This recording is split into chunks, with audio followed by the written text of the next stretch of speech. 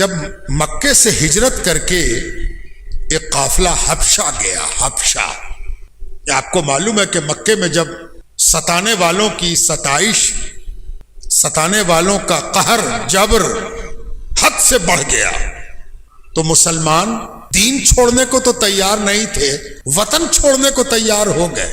وہ اپنے دل کی بات اپنے نبی سے کہتے کہ یا رسول اللہ دین تو چھوڑ نہیں سکتے، اگر اجازت ہو جاتی تو ہم کہیں دوسری جگہ چلے جاتے تاکہ دین کو بچا سکیں اور ان کے ظلم سے بچ سکیں. کسی نے یہ بھی کہا کہ یا رسول اللہ ظلم برداشت تو کرتے ہیں لیکن ڈر لگتا ہے کہ کہیں یہ ظلم ہمارے ایمان کے سلسلے میں ہم کو کمزور نہ کر دے. تو یا رسول اللہ اجازت دیتے تو ہم لوگ کہیں چلے جاتے، چھوڑ دیتے مکے کو. حضور روکتے، رکے رہو، شاید اللہ تعالیٰ کوئی اشارہ فرمائے. ایک بار حضور نے اشارہ کیا کہ ہاں ایسا کرو، حبشہ عرب کا ایک مضافاتی ملک حبشہ چلے جاؤ. ان لوگوں نے سمجھ لیا کہ نبی نور نبوت سے بتا رہے ہیں. حبشہ چلے جاتے ہیں ایک ایک کر کے. جانا بھی نہیں تھا نا، ظالم چاہتا تھا کہ بھاگے نہیں، ظلم سہے، یہیں سہے، بھاگنا نہیں ہے. عجیب ٹینڈنسی تھی، عجیب ستانے کی پرورتی تھی، ستاتا بھی تھا اور بھاگنے بھی نہیں دیتا تھا. اس ظالم کے بارے میں سوچئے جو کمرے میں بند کر کے مارے اور کمرے میں تالا لگا دے کہ جس کو مارا جا رہا ہے وہ باہر نہ جائے. آپ کیا کہیں گے اس کو؟ آپ تصور کر سکتے ہیں؟ مکے کے لوگوں کو ظلم کے ساتھ ساتھ مکہ چھوڑنے کی اجازت نہیں دی گئی، نہیں چھوڑنا ہے مکہ. تو کیسے جائیں؟ ایک ایک کر کے گئے، بہانہ کر کے گئے. جانور چرانے جا رہے ہیں، کچھ سامان لانا ہے اس کے لیے جا رہے ہیں. ایسے کر کے ایک ایک دو آدمی گئے. کہاں گئے؟ حبشہ. بات چھپتی نہیں ہے، مکے کے لوگ تجارت کرنے کے لیے جاتے ہی تھے. مکے کے لوگوں کو پتہ چلا کہ وہ غائب ہے، وہ جو مسلمان ہوا تھا وہ غائب ہے. وہ کہاں گیا ہوگا؟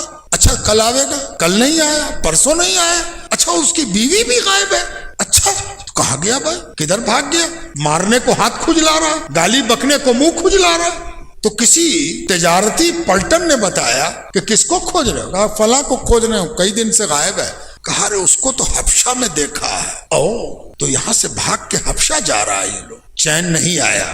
ذرا ظلم سن لیجئے. آدمی سمجھتا ہے کہ ہم پر بہت ظلم ہو رہا ہے. یہ ظلم ہے جو اولین مسلمانوں پر ہوا. انہوں نے دین کو آسانی کے ساتھ آپ کی طرح اور میری طرح نہیں حاصل کیا تھا کہ ابا کا دین ہے اطمینان سے پہنچ گیا.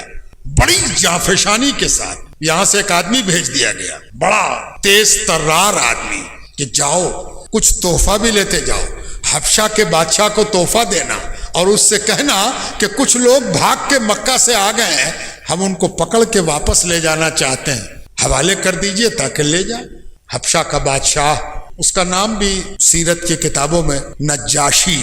مکے سے آدمی پہنچ گئے، بڑے زبردست آدمی، سرداروں میں سے ایک، بولنے میں بڑے فراٹے دار بولنے والے. اور پہنچ کے تحفہ بادشاہ کو دیا.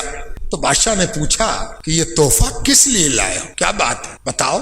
تو ان صاحب نے کہا کہ میرا کچھ آدمی بھاگ کے آ گیا ہے، اس کو میرے حوالے کر دی. اگر اتنی آسانی سے حوالے کر دیا جاتا تب تو حبشہ جانے کا نقصان اور بڑھ جاتا. نبی نے کہا تھا کہ حبشہ چلے جاؤ تو کچھ بات تو ہوگی.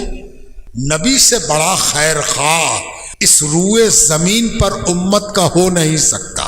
نبی کا ایک معنی ہی ہے وہ جسے اللہ اپنی امت کی خیر خواہی کے لیے بھیجتا ہے. خیر خواہ. جب نبی نے حبشہ بھیجا ہے تو کوئی راز ہوگا. وہ راز کھلا کہ بادشاہ نے جب پوچھا کہ تم اتنا تحفہ لے کے کیوں آئے ہو، تو اس نے کہا کہ ہم تو مکے سے بھاگے ہوئے لوگوں کو واپس لے جانے کے لیے آئے ہیں. بڑی آسانی سے بادشاہ کہہ سکتا تھا پکڑو، کون کون ہے لے جاؤ سب کو پکڑ کے. تحفہ رکھو جی، تحفہ آ گیا ہے، قیمتی تحفہ ہے، رکھو اس کو. لیکن بادشاہ نے الگ رخ اختیار کیا اور بادشاہ نے کہا کہ اچھا آپ کا کچھ آدمی بھاگ آیا ہے، تو چونکہ بھاگ کے وہ میری حکومت میں آ گیا ہے اس لیے وہ تو اب میری شرن میں ہے. جب تک ہم اس کی سن نہیں لیں گے، آپ کہہ رہے ہیں کہ بھاگ کے آیا ہے، ذرا اس سے بھی پوچھ لیں کہ تم کیسے آئے ہو، تب حوالے کریں. یہ حضور پاک علیہ السلام کے حبشہ بھیجنے کا کارن کھلنے لگا. बादशाह ने खोजवाया कौन कौन लोग मक्का से आया हुआ है, बाजार में मजदूरी कर रहा है, बिजनेस कर रहा है, लाओ बुला बुला के सबको बुला के लाया गया। चंद लोग थे, आ गए। बादशाह ने पूछा आप लोग मक्का से हो? कहा हाँ हुजूर हम लोग मक्का से हैं। पूछा कि तुम में से बात कौन करेगा? सब ने मिल के एक को आगे किया। ये सब सहाबी हैं, हुजूर के सब सहाबा हैं। एक को आगे किया, उनका नाम है जाफर इब्ने अबी तालिब रज़ी अल्लाह ताला अन्हु, हजरत अली के बड़े भाई हैं। वो भी हबशा गए थे हिजरत करके। जाफर को आगे किया, हुजूर हम मक्का से आए हैं। कहा ये लोग मक्का वाले आए हुए हैं और कहते हैं कि तुम इनके भगोड़े हो, ले जाना चाहते हैं तुमको, तुम्हें कुछ कहना है अपनी सफाई में तो बोलो। अब हजरत जाफर को मौका मिला, बस इतना ही सा सुनाना, पूरा वाकया नहीं।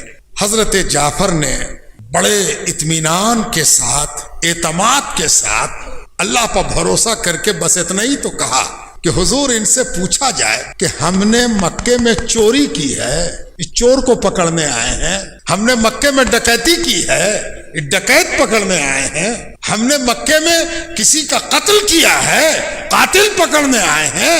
हमने मक्के में कोई जुर्म किया है, मुजरिम पकड़ने आए हैं। पहले ये जुर्म तो बताएं, क्राइम तो बताएं कि किस क्राइम के तहत ये पकड़ने आए हैं। ये ऐसा आर्गुमेंट था कि मक्के के सरदार के पेशानी पर पसीना आ गया और बादशाह इनकी बात फौरन मान गया।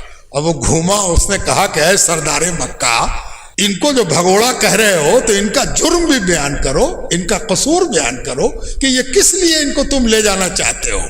बस इतने पर तो पसीना आ गया कि हमने जो कहा तो बादशाह ने न सुना और इन्होंने जो कहा तो बादशाह ने सुन लिया। हमने कहा कि हवाले कीजिए, बादशाह ने कहा उनको सुनेंगे, और जब सुना तो इन्होंने कहा कि मेरा जुर्म क्या है पूछिए, तो इनके कहने पर पूछने लगा बादशाह। ये तो बड़ी पसीने वाली बात, पसीना आ गया। तो सरदार ने कहा दरअसल इनका कसूर यह है कि हमारे यहाँ एक शख्स ने नबूवत का दावा किया है, नबी होने का दावा किया है, और इन लोगों का कसूर ये है कि उसके कहने पर इन्होंने बाप दादा का दीन छोड़कर उसका दीन इख्तियार कर लिया। अब बात यहां तक पहुंची। अब आपको समझना है कि वो दीन क्या है ना। अब बादशाह ने उधर से फिर मुंह घुमाया, अच्छा तो तुम लोगों ने एक नया दीन इख्तियार कर लिया है, जरा नए दीन को समझाओ तो। हाँ, क्या मौका मिला है तबलीग व दावत का दरबार में। देख रहे हैं आप, दीन पहुंचाने का मौका अल्लाह ताला कैसे अता फरमा रहा है। ये 1000 बार चाहते कि दरबार में पहुंच के बादशाह को इस्लाम सुना दें, बता दें, समझा दें, पहुंचा दें, नामुमकिन था। जब अल्लाह ताला चाहता है तो निगेटिव कोशिश को पॉजिटिव बना देता है, नकारात्मक को सकारात्मक कर देता है। पूछा क्या है नया दीन सुनाओ, मौका मिला। 2 जुमले मैं सिर्फ सुनाता हूं हुजूर की नबूवत की खिदमत समझाने के लिए, इतने दूर हम लाया। 2 जुमले। पहला जुमला कहा, हुजूर बादशाह सलामत, हबशा के बादशाह नज्जाशी, हम लोग मुर्दार खाते थे, मरा हुआ जानवर खाते थे, गंदा। मेरे नबी ने हलाल खाना सिखाया।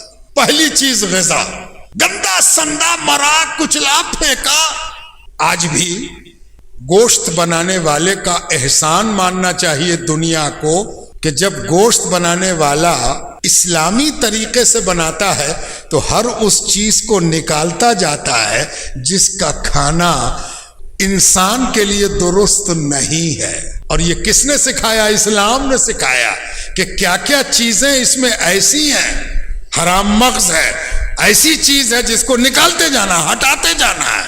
हज़रत जाफर बिन अबी तालिब ने कहा, हम तो गंदा संदा मुर्दार खाते थे, हमारे नबी ने हमको हलाल खाना सिखा दिया। और दूसरा जुमला बड़ा खूबसूरत फरमाया, हम उस समाज से आए हैं जिस समाज में बड़ी मछली छोटी मछलियों को खा जाती थी।